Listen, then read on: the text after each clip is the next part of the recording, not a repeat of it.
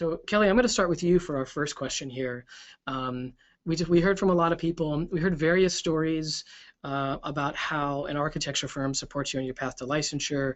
From if we heard both sides of the extremes. My firm pays for my test, gives me a raise, gives me time off. To the other side, my firm could care less and isn't helping me at all. Now, I know you have your own firm, so this question is a little bit different for you, but as you think about supporting young architects, how are you, let's say, planning to support folks on their path to licensure at your firm?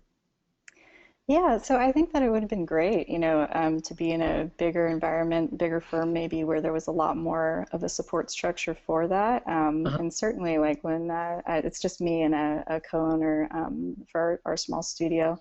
And Hmm. eventually down the line when we do get employees in here, it would be great to offer that sort of structure, having gone through it more of as a solo endeavor.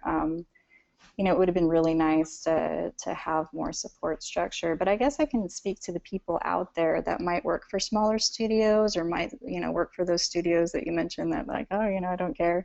Yeah. And so to have more of a self-directed approach to this whole thing. Hmm. And it's sort of difficult. Like you do have to find people, find the resources and the extra support that you need. So a lot of times having been through your undergrad, a lot of people that might be going through this or maybe passed under the 4.0s or something like that. And so, having at least people, even if they weren't within my firm, to sort of draw on for questions and support was very helpful. But you have to be a little bit more, directed at or self-directed at seeking those people out. And then, I guess the only thing, and this doesn't matter whether you're in a large firm or a small firm like mine, the time management portion of this, is key. So if you go into the Aries without a pretty good plan of like, this is when I'm going to sort of create time to study for this thing. And this is how, how I'm going to go about it section by section. Without a plan, it's sort of unlikely that you can kind of keep the pace and keep taking those tests and finish in any reasonable time frame. So I guess it's just sort of looking for the people that you need to talk to get a little bit more feedback on the best ways to study and where to look for material. And then also, having your iCalendar or whatever you want and actually inputting these are the blocks of time that I've allocated for this. I think without those two things, I probably wouldn't have made it through this because it's a lot. Yeah. So those are my two things. Yeah, okay. So the idea here, if you don't have a lot of support from your firm, you're going to be sort of in this self-directed mode where maybe the first step is to find people who can help. So sometimes that's, colleagues, so the person you sit next to who just got licensed, or your project manager, or maybe even a principal. And then in addition to that, you want to build a schedule, make a plan that will keep you on track, that you can sort of hold yourself accountable. Tyler, when you think about the resources at your firm and at, in your work experience, what have you experienced about how your firm has supported you? Well, the firm support for me was actually very critical to getting these tests done because I have worked in a lot of small offices throughout my career where it's hard to find the motivation where none of the coworkers around you are doing the exams or have any reason to do any of the exams. And a lot of times in a small firm, there's not a whole lot of motivation for you to become licensed because the principal of the firm is the only one that's ever going to sign the plan. Mm-hmm. So I made a recent transition to a much larger firm, and that ended up being the biggest kick in the rear end for me with getting these forward for a lot of reasons. One, they paid for all of your passing exams. Two, they provided all the training materials you could imagine as far as training books. Three, they actually provided us with a Black Spectacle subscription, which helped substantially.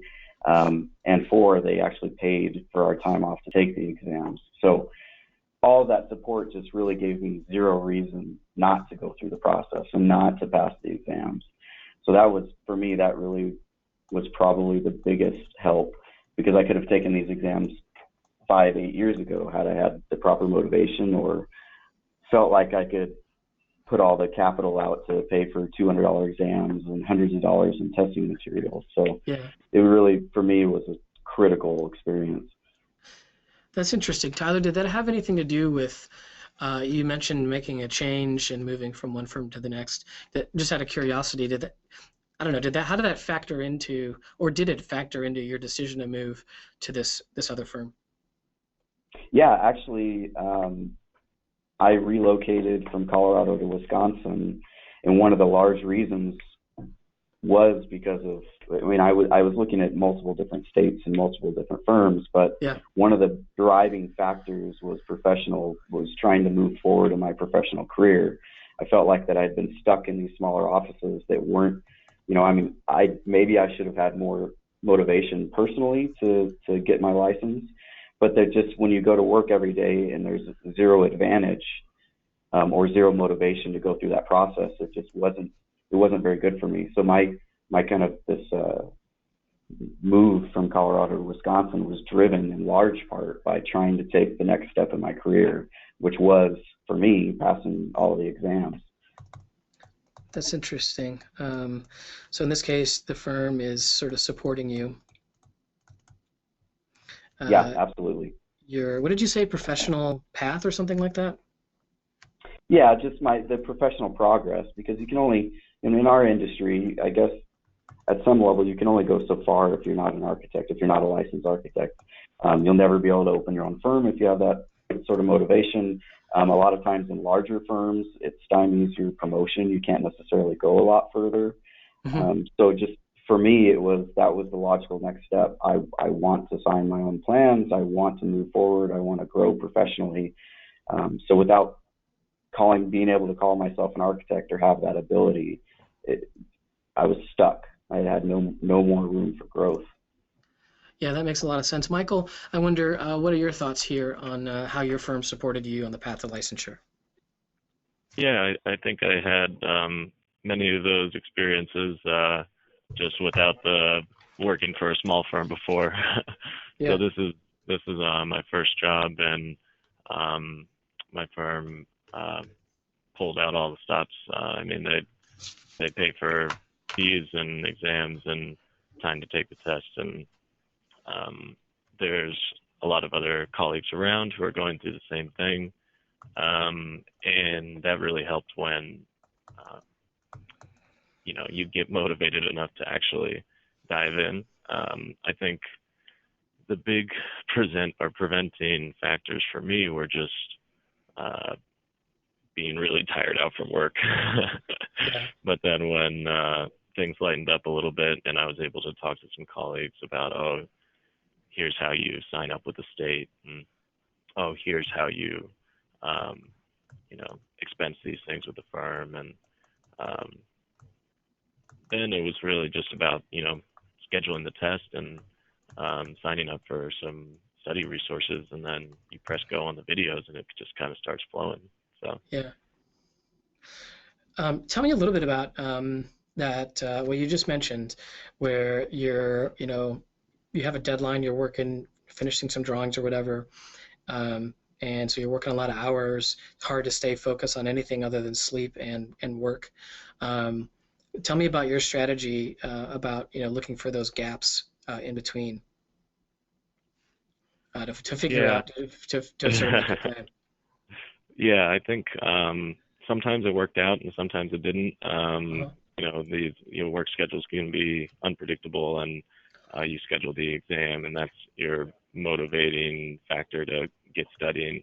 I think a lot of it for me was about staying really dedicated for the weekend and blocking out, several weekends in a row that I could dedicate like both days to studying, and certainly the weekend before saying no to work and